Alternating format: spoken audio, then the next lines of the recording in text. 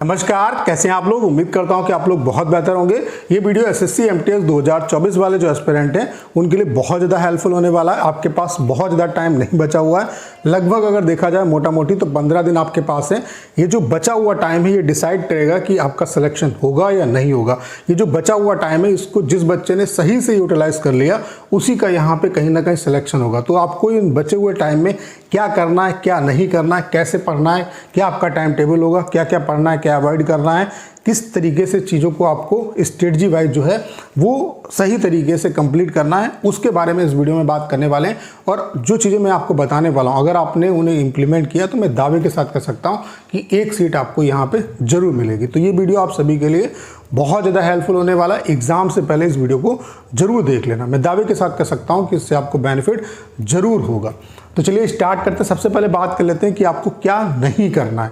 तो जो नहीं करना है उसे ध्यान से समझो। पहली बात तो ये है कि आपको अब कुछ नया ट्राई करने की जरूरत नहीं है। जो आपने पढ़ा है उसी को ही आपको रिवाइज करना है। बहुत कुछ नया जो है वो ट्राई करने की जरूरत नहीं है। आप चूंकि जो आपने प्रिपरेशन कर लिए बस उसी को धार देने की ज़रूरत है। अब अगर आप इधर उधर भागने की कोशिश करेंगे तो उससे जो चीज़ें आप कर पा रहे हो वो भी नहीं कर पाओगे। ठीक है, तो सबसे पहले इस चीज़ को आपको समझना है कि अब कुछ नया आपको ट्राई नहीं करना है। उसके अलावा don't more focus on mock test. आपको बहुत ज़्यादा मॉक टेस्ट पे फोकस नहीं करना है, क्योंकि आप ऐसा देख भी पा रहे होंगे कि मॉक टेस्ट में आपका बहुत अच्छा स्कोर नहीं बनता है। तो उससे क्या है कि आप में कहीं ना कहीं एक निगेटिविटी आती है कि यार यहाँ पे तो कट ऑफ बहुत ज़्यादा हाई जाती है और मॉक टेस्ट में तो स्कोर हमारा कम आ रहा है, तो सिलेक्शन हो पाएगा या नहीं हो पाएगा।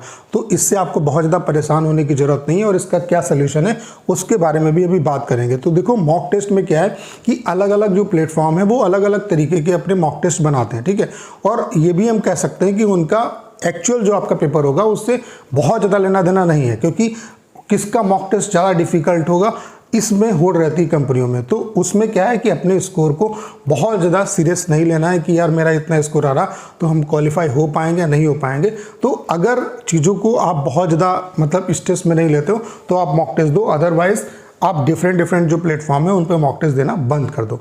अब क्या करना है आपको उसके बारे में बात करेंगे। ठीक है, तो मॉक टेस्ट का जो स्कोर है उसको बहुत ज़्यादा दिल पे नहीं लेना है। ठीक है, उसके अलावा अवॉइड मैराथन। जितनी भी लंबी लंबी ये मैराथन क्लासेस चल रही है, चाहे वो इंग्लिश की चल रही हो, चाहे वो जीके जीएस की चल रही हो, अगर वाकई में सिलेक्शन लेना चाहते हो तो इनको आप अवॉइड करो, क्योंकि इनसे बहुत कुछ फंसेगा नहीं भाई।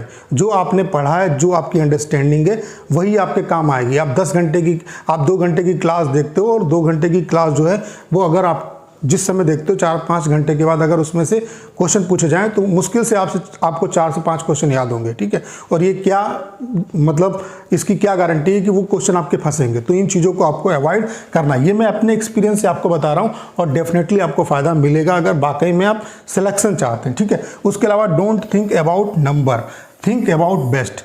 ढेर सारे जो बच्चे हैं वो सोचते हैं कि यार एमटीएस में कट ऑफ तो बहुत हाई जाती है, 135 पे सिलेक्शन होगा, 140 पे सिलेक्शन होगा। तो किसी नंबर को अपने दिमाग में मत रखो। बस आपको ये अप्रोच के साथ पेपर अपना देना है कि मुझे अपना बेस्ट दे के आना है। बस आपको ये सोचना है कि मुझे अपना बेस्ट दे के आना है, बाकी नंबर कितने के आएंगे वो एक अलग मैटर है। आप ये सोचो कि आपको 100% अपना दे के आना है, फिर जो होगा वो देखा जाएगा।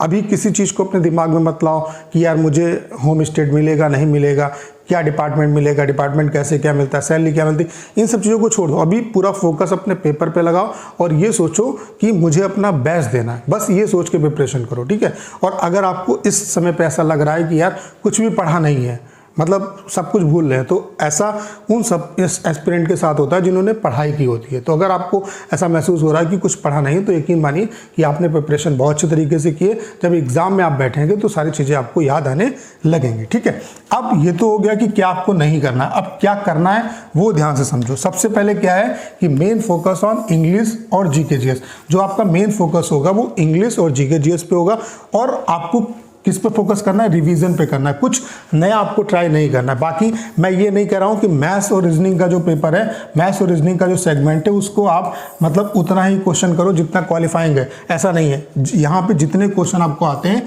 उनको आप अटेम्प्ट करो, क्योंकि ये भी कहीं ना कहीं डिसाइड करेगा जो सेशन वन है आपका। जब आपके नंबर, 2 बच्चों के नंबर सेशन 2 में सेम होंगे तो फिर कहीं ना कहीं सेशन वन की भी इंपॉर्टेंस होती है। तो सेशन वन में अपना मैक्सिमम देने का प्रयास करना, जितने क्वेश्चन आ रहे हैं उन्हें आप अच्छे तरीके से मतलब अटेम्प्ट करना। नेगेटिव मार्किंग यहाँ पे नहीं है, तो उनको करके आना। ऐसा नहीं है कि आप मतलब थोड़े बहुत क्वेश्चन करो बाकी छोड़ दो, अपना यहाँ पे 100% देना। बाकी इस पे बहुत ज़्यादा फोकस करने की जरूरत नहीं, जो आपने अभी तक प्रिपरेशन की थी उसी से आपका काम चल जाएगा। मेन जो फोकस आपको करना है वो इंग्लिश और जीके जीएस पे करना है और इसके रिवीजन पे फोकस करना है, कुछ नया आपको नहीं करना है। अब कैसे रिवीजन करना है, देखो सबसे पहले क्या है कि इंग्लिश के रिवीजन के लिए मैंने आपको कई बार बताया कि इंग्लिश का जो रिवीजन है वो कैसे करना है। यहाँ पे 2 चीज़ों की इंपॉर्टेंस है।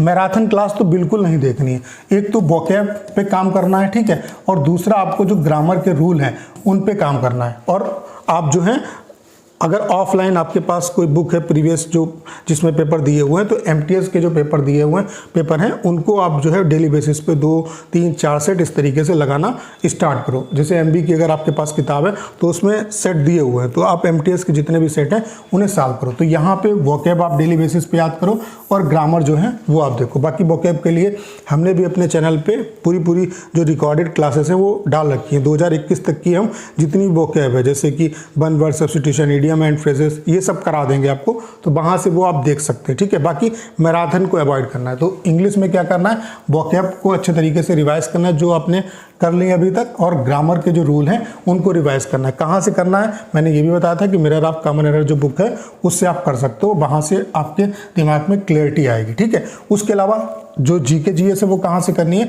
तो इसके लिए मैं आपको सजेस्ट करूंगा कि परमार जीके, परमार सर का जीके का एक चैनल है, ठीक है। तो उन्होंने क्या है कि पूरी मैराथन रिकॉर्डेड फॉर्म में करा रखी है, जैसे कि करंट की भी आपको मिल जाएंगी, ज्योग्राफी की भी मिल जाएंगी, पूरा आपको साइंस की मिल जाएंगी। तो उन क्लासेस को आप अच्छे तरीके से बचे हुए टाइम में देखो। बाकी आपने अगर नोट्स बनाए तो उनसे पढ़ो, अदरवाइज आपने अगर नोट्स नहीं बनाए तो परमार की जो जीके की प्लेलिस्ट है उसे आप अच्छे तरीके से कम देख डालो, जितना भी टाइम आपके पास है। अगर उसे 3-4 बार देख लोगे तो मैं दावे के साथ कह सकता हूँ कि जीके में फिलहाल अच्छा कर लोगे, ठीक है। उसके अलावा मैराथन से आपको बचना है, ठीक है। लाइव क्लास नहीं लेनी है, वो टाइम अपना बचाना है। और इसमें जैसे क्या है, रिवीजन जब आप करोगे, रिकॉर्डेड क्लास देखोगे तो उसमें आप डबल स्पीड में भी देख सकते हो, ठीक है।